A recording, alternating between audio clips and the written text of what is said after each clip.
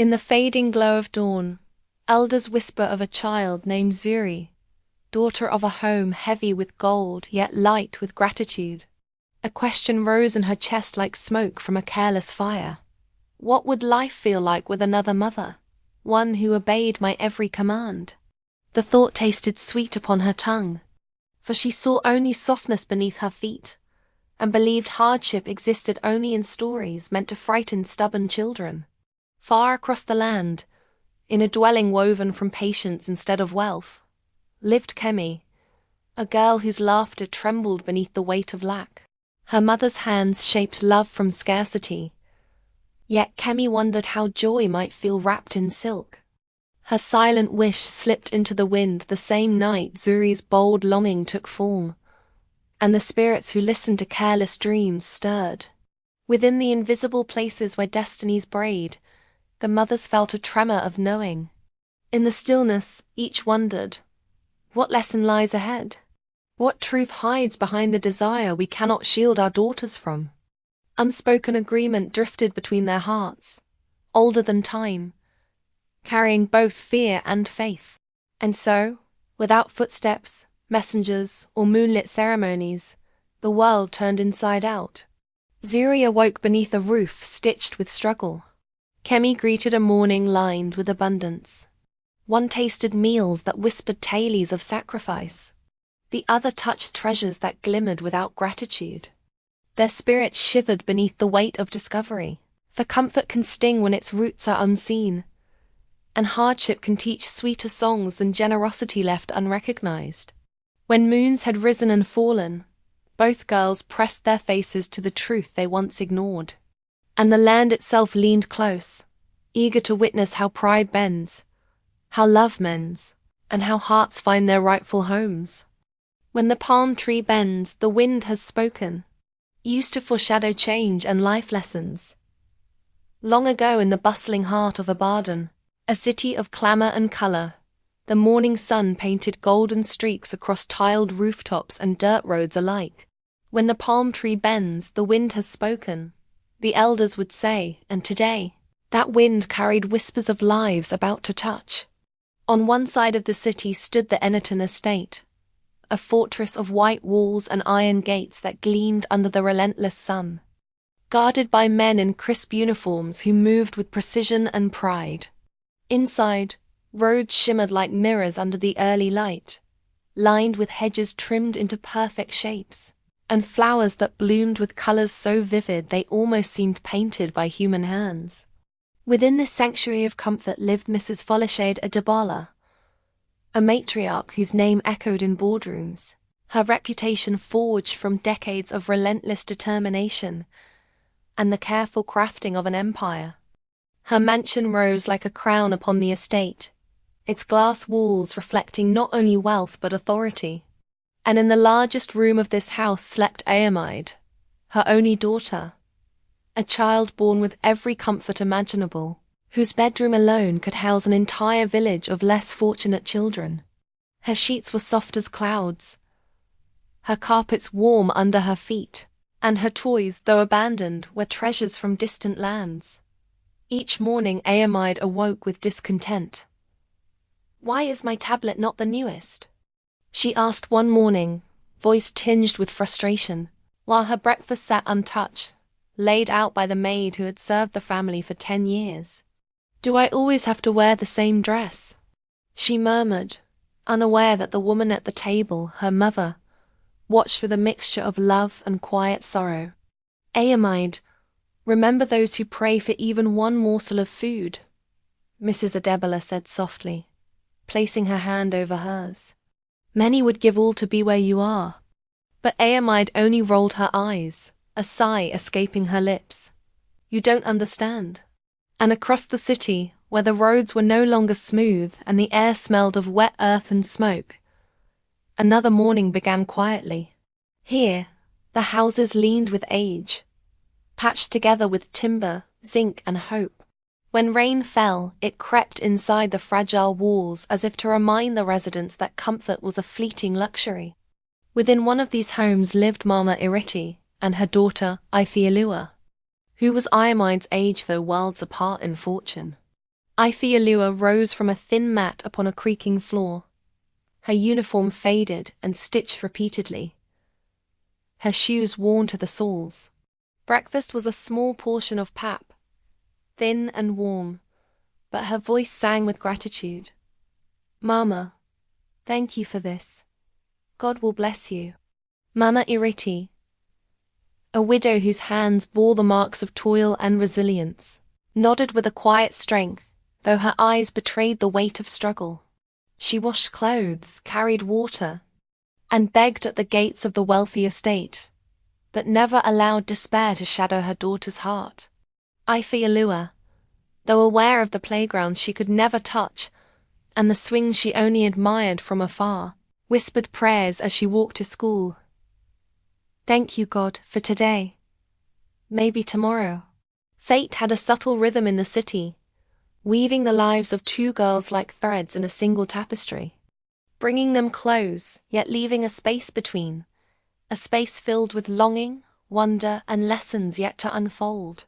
Every afternoon, Mama Ireti positioned herself near the iron gates, her bowl held humbly, as the children in the estate played freely. Some guards ignored her, some waved her away, but sometimes a coin would drop from a passing hand.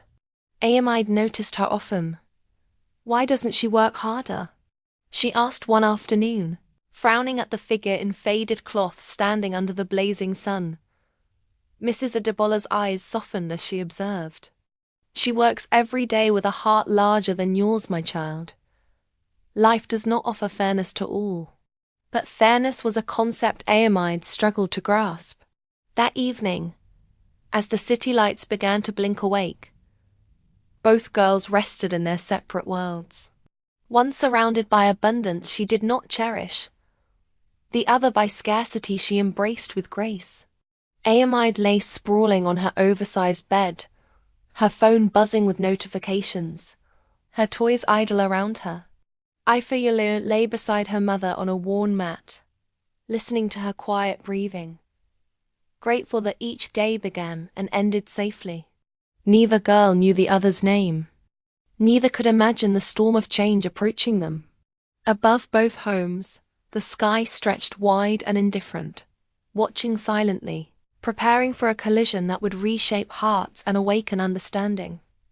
Morning returned to the city unevenly. In the Eniton mansion, sunlight filtered through wide windows, bouncing off polished floors, illuminating the world of privilege. Maids moved like shadows, adjusting curtains and preparing breakfast with ceremonial precision. Ayamide's eyes fluttered open, frown already forming. "Why is it so noisy?" she demanded, pulling her pillow over her head. "Yes, madam."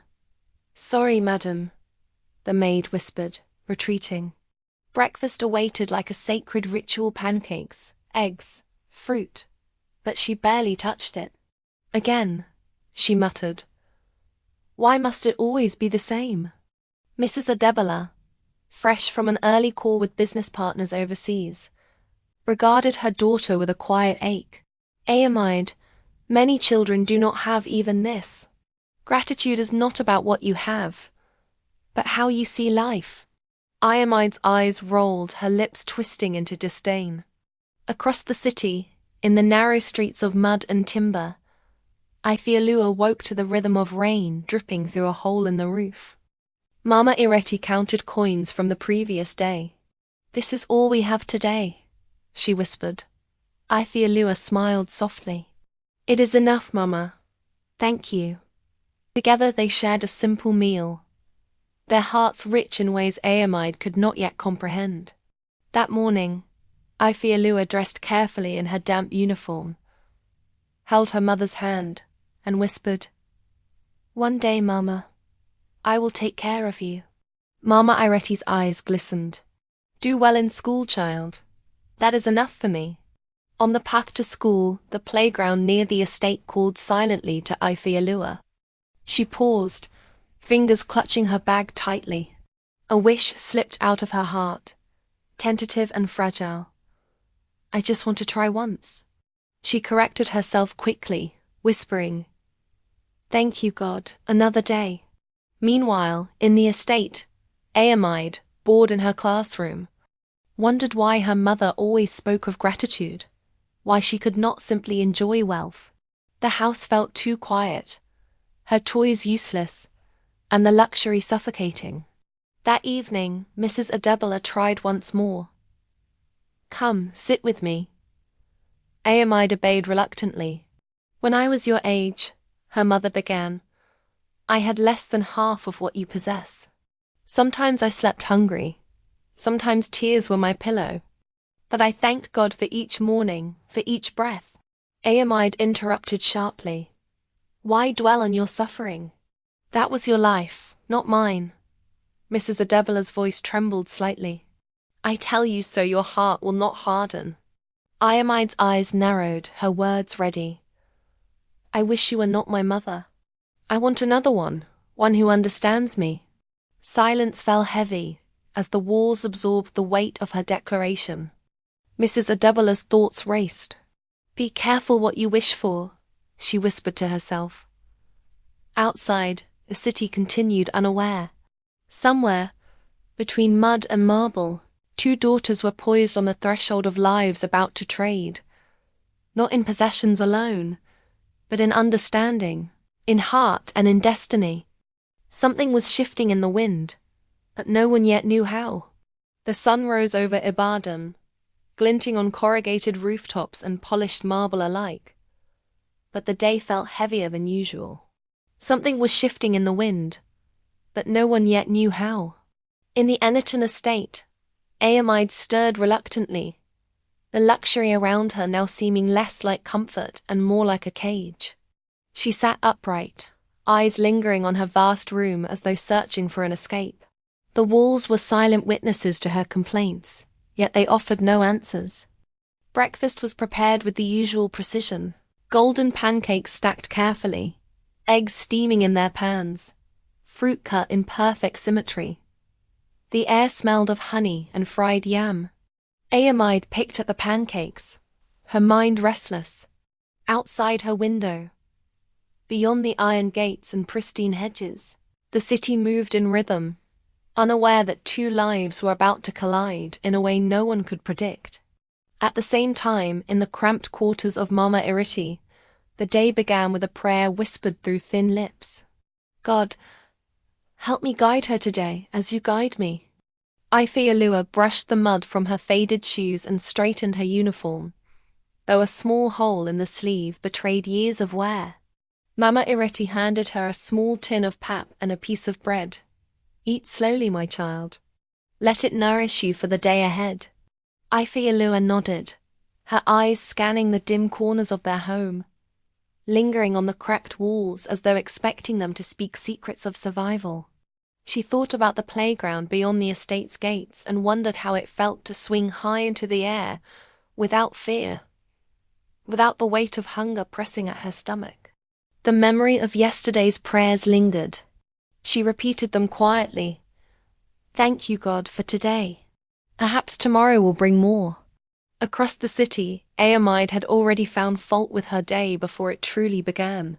"Why do we always eat the same things?" she muttered to the maid, who remained patient, her face a mask of practiced calm.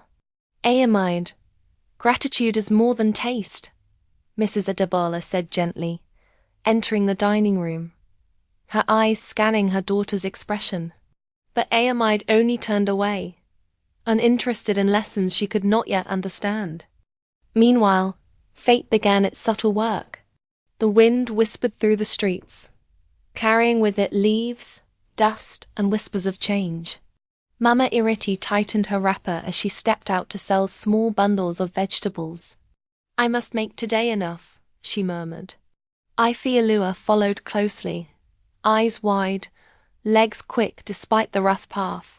On the edge of the estate, a small crowd gathered, curious about the woman and her child who appeared every day, seeking alms. Some ignored them. A few tossed coins, small blessings meant to keep hope alive.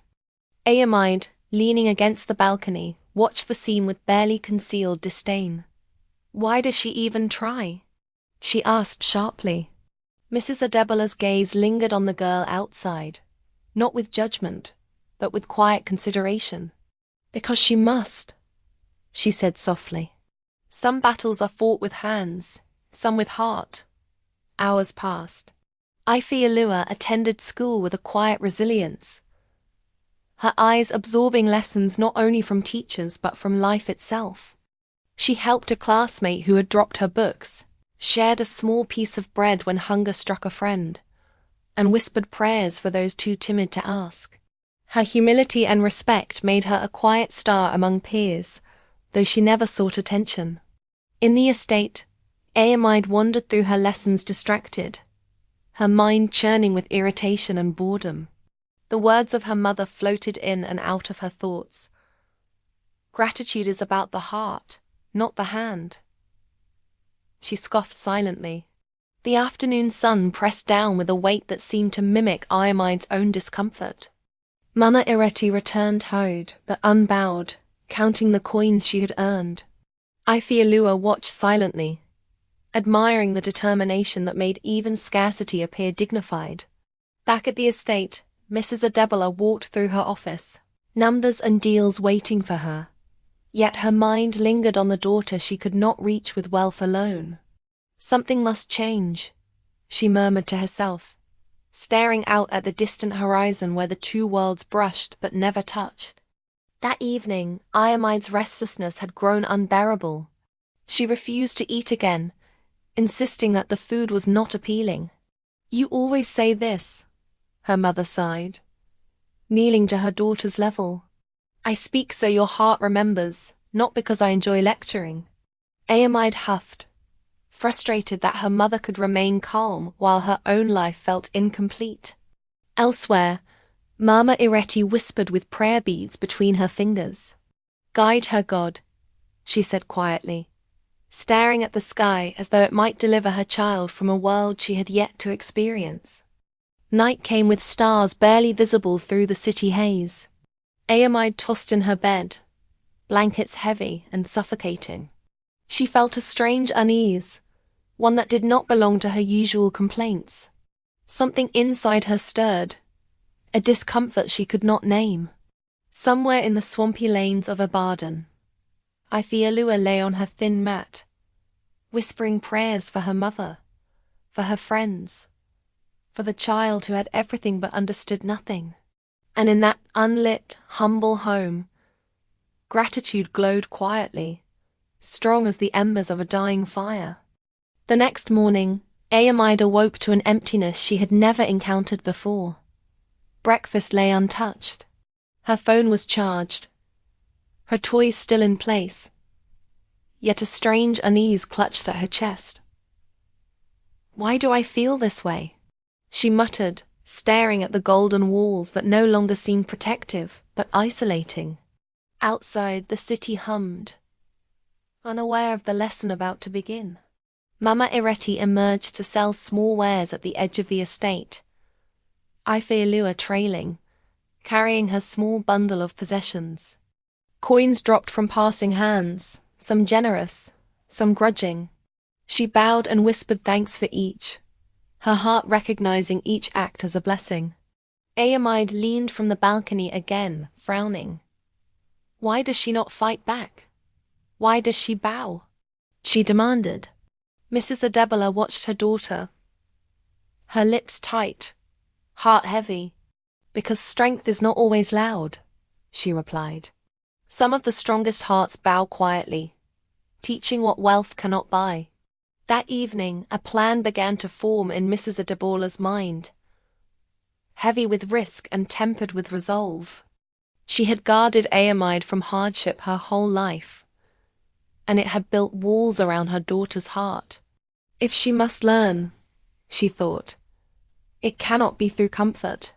The wind whispered again through the city, rustling palm leaves and laundry hung on lines, carrying with it the scent of rain and the promise of change. Somewhere, a decision would be made that would alter the lives of two girls, their mothers, and the paths of gratitude, humility, and understanding. And while neither girl yet knew it, the collision was imminent. Iomide's eyes closed that night with a restlessness she could not shake. Ifeolua's whispered prayers trailed into the dark, light as incense in the air, preparing her heart for the unknown. Outside the estate gates, Mama Ireti rested on her stool, hands folded over her chest, listening to the wind. It carried a message she could not yet hear fully, but one she would soon understand. Across the city, the two mothers slept under different roofs, yet one thought circled both minds. The lessons the daughters would need could not be taught by words alone. Only experience would speak. Only hardship would carve understanding into hearts untested. When the morning came, something subtle had shifted. The Eniton estate, the mud lanes, the silent prayers, they all seemed to hold their breath. The wind, moving through the city, carried secrets of an exchange that would soon begin. A child of wealth would learn humility. A child of scarcity would see abundance. And both mothers would watch, holding their hearts in anxious anticipation. For when the palm bends, the wind has spoken. And when the wind carries a whisper no one expects, life itself prepares a lesson no coin can purchase, no comfort can replicate, and no heart will forget. Two worlds were about to collide, and neither girl would remain unchanged. Morning unfolded slowly across Ibadan, as though the sun itself hesitated before lighting two very different lives. In the Eniton estate, Ayamide sat on her oversized bed, staring at the gleaming marble floor that reflected sunlight like liquid gold. Her room smelled of polished wood and expensive perfumes, yet she felt a hollowness she could not name. "Why am I restless?" she whispered aloud, the question hanging in the air like smoke. Outside, the city thrummed with life, but it carried no answers. Across the city, in a small weathered house patched with nylon and zinc, Ifeolua stirred with quiet determination. The thin mat beneath her body made no sound, yet she rose as if greeting the day with purpose. Mama Ireti handed her a small tin of pap and a dry slice of bread. "Eat quickly, child," she urged. "The market waits, and we cannot linger." Ifeolua nodded, her eyes absorbing the sunlight that filtered through the tattered curtain. She whispered a prayer as she ate. "Thank you, God, for another day," though she could not see how the day would unfold.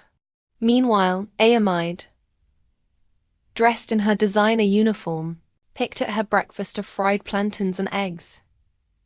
Dissatisfied with the food, despite its warmth and aroma. "I don't understand why I feel so empty," she muttered. Mrs. Adebola approached, sighing softly, her hands folded over her chest. "Ayamide, your heart is restless because it has never known limitation. You have always been protected from difficulty." Ayamide's eyes narrowed. "Limitation? I have everything I could want. What do you mean?" Mrs. Adebola looked at her daughter with quiet intensity. "You have been given comfort, yes, but not understanding. There is a difference between having and knowing." Across town, Ifeolua had finished her meal and prepared to leave for school. She gathered her uniform carefully, patched at the seams, and held her mother's hands briefly. "I will do my best today, Mama," she said softly. Mama Ireti nodded, eyes tired but proud. "Do not forget where you come from, my child. Remember gratitude, even when life seems cruel." The market was alive with shouting vendors, smells of roasted maize and fried fish mingling in the hot air, children running barefoot, their laughter cutting through the morning haze. Ifeolua walked among them with quiet resolve, her eyes wide but steady. She noticed everything: the broken cart, the bargaining mothers, the child crying over spilt water. Each moment etched a lesson into her heart.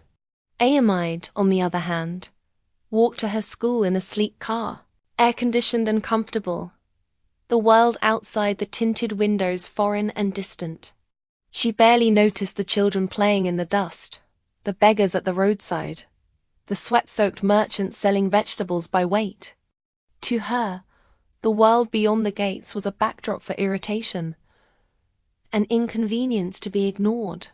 At school, both girls sat in separate classrooms, worlds apart yet destined to converge. Ifeoluwa answered questions with humility, helping classmates when needed, while Ayamide complained at the slightest disruption, her teacher's patience tested. The contrast was stark. One child thrived despite scarcity, the other struggled despite abundance. That afternoon, the Ennerton estate seemed to pulse with unease. Ayamide's mother, Mrs. Adebola, walked the halls with careful deliberation. Her mind had settled on a daring plan, one that would test both her daughter and the girl she had observed from afar. Ayamide had asked for a mother who understood her, yet she had no idea the lesson that awaited. Across the city, Mama Ireti returned home, Ifeoluwa trailing behind with her small bag. The rain had begun to fall lightly, turning the mud into sticky paths that tugged at bare feet. "Careful, child," Mama Ireti warned, steadying her daughter. Ifeoluwa nodded, stepping cautiously, each movement precise. When they reached their small home, the tin roof rattled as rain fell harder. Inside, the walls bore the scars of years, yet Ifeoluwa moved with a quiet grace, arranging her few belongings with care, as if respect could turn scarcity into dignity. Meanwhile, Ayamide, restless and agitated, paced the polished floors of her mansion, checking her phone repeatedly, though no new message could soothe her. The emptiness she felt was unfamiliar and unnerving. She thought of the girl she had seen at the estate gate, quiet, respectful, bowing with grace despite her obvious lack. A strange jealousy twisted in Ayamide's chest, though she could not name it. That evening, Mrs. Adebola made her move. She approached Ayamide, calm but determined, her eyes holding a seriousness that startled her daughter. "Ayamide," she began, voice measured, "I have been thinking about what you said last night. About another mother, about understanding." Ayamide scoffed, arms crossed. "Yes? Are you finally going to get it?" Mrs. Adebola shook her head slowly. "No, I am going to teach you, but not with words alone. You will need to experience, to feel what it is to live beyond comfort." Ayamide's eyes widened. "Experience? What do you mean?" Mrs. Adebola leaned closer. "You will live with another family, a girl your age, a home very different from this. You will go to school as she does. You will eat, sleep, and live as she lives. Only then will your heart understand." Silence fell. Ayamide stared at her mother, disbelief and anger warring in her expression.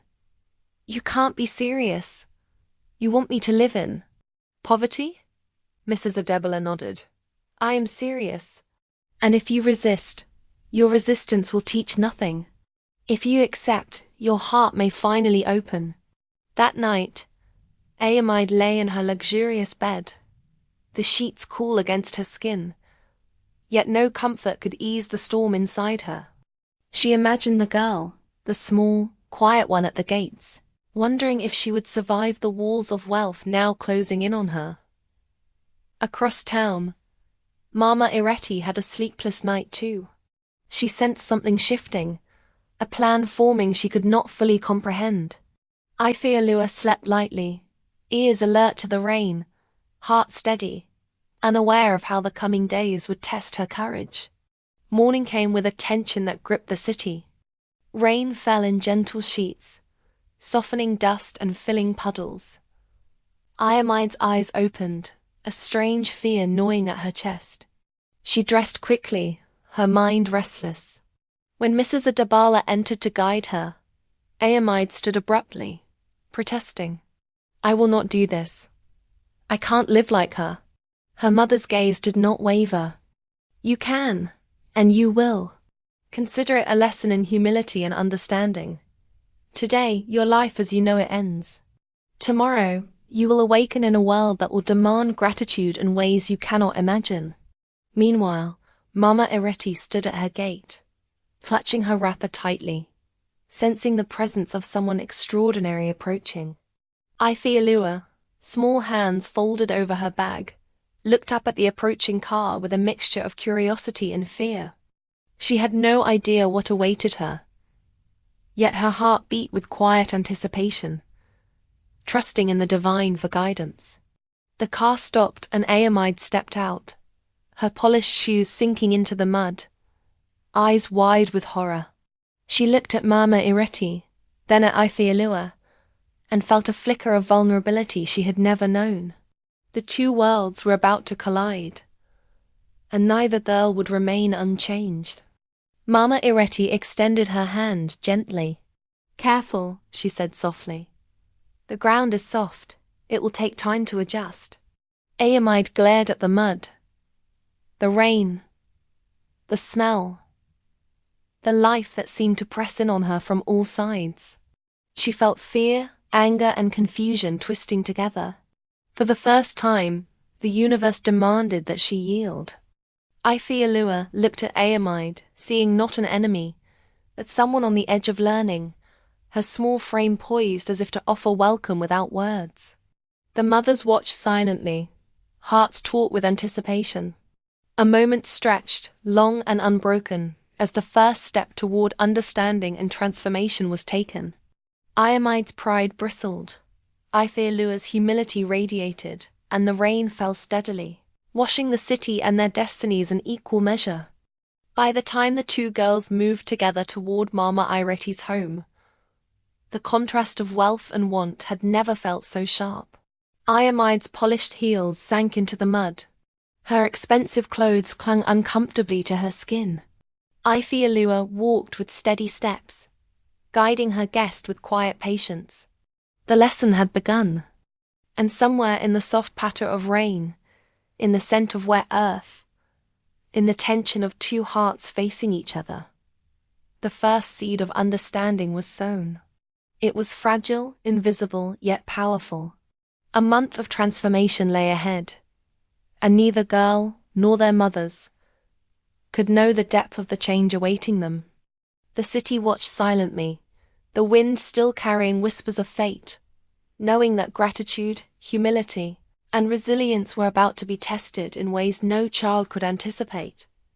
Two worlds had collided, two hearts would collide, and neither would ever be the same again. Sit close, children, the spirits are listening, for the night has opened its ear, and the soil beneath our feet wishes to remember this tale exactly as it is unfolding. The crickets have taken their seats, the wind quieted its tongue, and the moon, that watchful elder, leans low as though it wishes to witness what happens next in the entwined destinies of Ayamide and Ifeoluwa. For a single thought from a mother can sometimes travel farther than her feet, and last longer than her breath. And so it was that the seed of Mrs. Edebola's decision, planted in silence and watered with worry, finally broke through the soil of her mind. It happened quietly, without shouting or proclamation, for some choices do not need horns or drummers to announce them. If words cannot soften her heart, she whispered to herself, as though the rafters might betray the secret to dawn, then perhaps the world itself must teach her what my voice cannot. Yet even as she thought it, she prayed she was not making a mistake.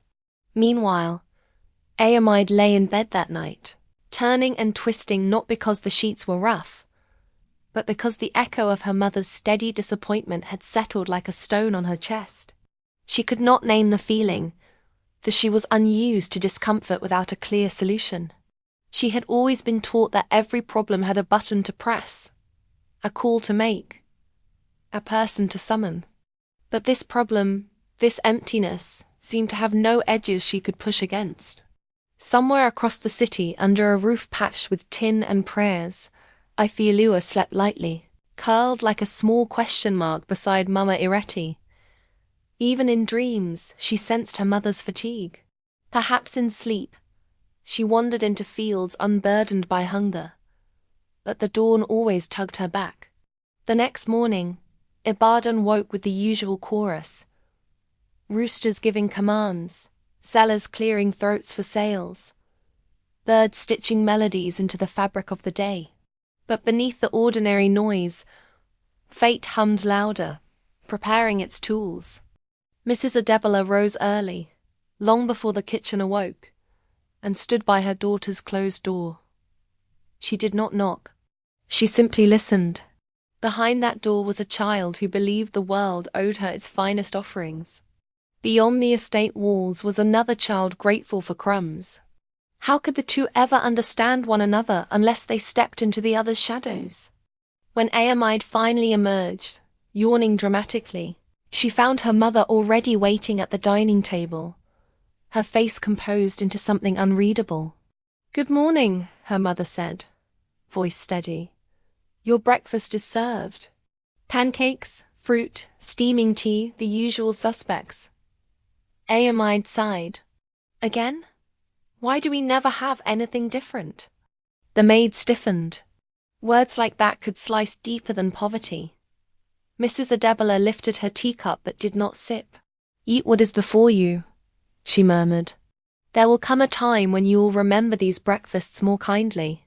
Ayamide shrugged, unaware that her mother's words were not prophecy but preparation. Halfway across the city, Ifeoluwa tied her school shoes, pulling the laces tight so they would not betray her with a sudden unraveling. She kissed her mother's cheek lightly, an instinct of affection, not extravagance. Mama Ireti blessed her with the sign of the cross and words carried forward from generations. "May your hands find kindness and your heart give it back." The day unfolded as most days do, ordinary on the surface, while great change brews beneath. Ayamide endured her lessons, each minute stretching like unwound cloth. Her tutors tried stories, games, challenges, none sparking her attention. "Everything is boring," she muttered. "Nothing ever changes." If only she knew. Ifeoluwa, meanwhile, moved quietly through her classroom, absorbing information like dry soil welcomes rain. She understood that knowledge might one day become a bridge to carry her beyond the mud paths she walked. Teachers smiled when she raised her hand. Classmates leaned close when she shared her thoughts. She did not shine loudly, but her light was steady. At midday, the paths of the two girls crossed without meeting. From the school windows of her estate-based classroom, Ayamide spotted children in public school uniforms walking along the road. She wrinkled her nose, not in disgust but confusion. Their laughter was loud, carefree, unburdened, as though hunger were not snapping at their heels. "How can they laugh like that?" she asked. No answer came. Ifeoluwa walked that same road, clutching her books to her chest. She passed the estate walls with the same respectful bow she always gave, a gesture learned from elders, who said dignity must never depend on circumstance. After school, the lessons continued, not the kind on blackboards, but the kind woven by fate. Ayamide complained when her phone lagged. Ifeoluwa rejoiced when she found 50 naira forgotten in her pocket. Ayamide frowned when her nanny spoke softly. Ifeoluwa smiled when her mother scolded her gently. In those contrasting reactions lay the truth of their worlds. Evening returned, as evenings always do, to gather stories and tuck them beneath pillows. Sitting in her office, Mrs. Adebola reached into her drawer and pulled out the contact card of a social organization. She stared at the phone number, thumb hovering. She had heard whispers about a program, temporary cultural exchange, immersive empathy experiences, life lessons shaped through hardship instead of lectures. "Perhaps this is the answer," she murmured, though doubt nipped her thoughts. "Perhaps it is the only way." She dialed. "Yes," she said when the voice answered. "I am calling to enroll my daughter." Across town, Mama Ireti felt a flutter in her spirit, the kind that comes when a season is preparing to change, but has not yet declared its arrival. She did not know why, but she whispered, "God, hold her hand, wherever she goes." The wind outside shifted, playing with dust and palm fronds, carrying secrets yet unspoken. Two girls prepared for sleep, unaware that tomorrow would deliver a choice neither had asked for. A choice already made on their behalf, with love tangled tightly with desperation. The moon leaned even lower, as though hungry for the next chapter. For destiny, once set in motion, rarely pauses to ask permission. Part 5. Gather close, children, the night has something to say, and the spirits who perch on the branches of ancient Iroko trees are clearing their throats to speak. For tonight the tale of two daughters inches forward like a river in dry season. Quietly, purposefully, and with a promise that its course cannot be altered until its journey is complete. The wind has tightened its belt, and the moon has climbed into its seat of judgment. For when a mother decides to place her child in the hands of life itself, she must steel her heart for whatever comes next. Dawn crept into Ibadan as though unsure if it was welcome, brushing light across rooftops both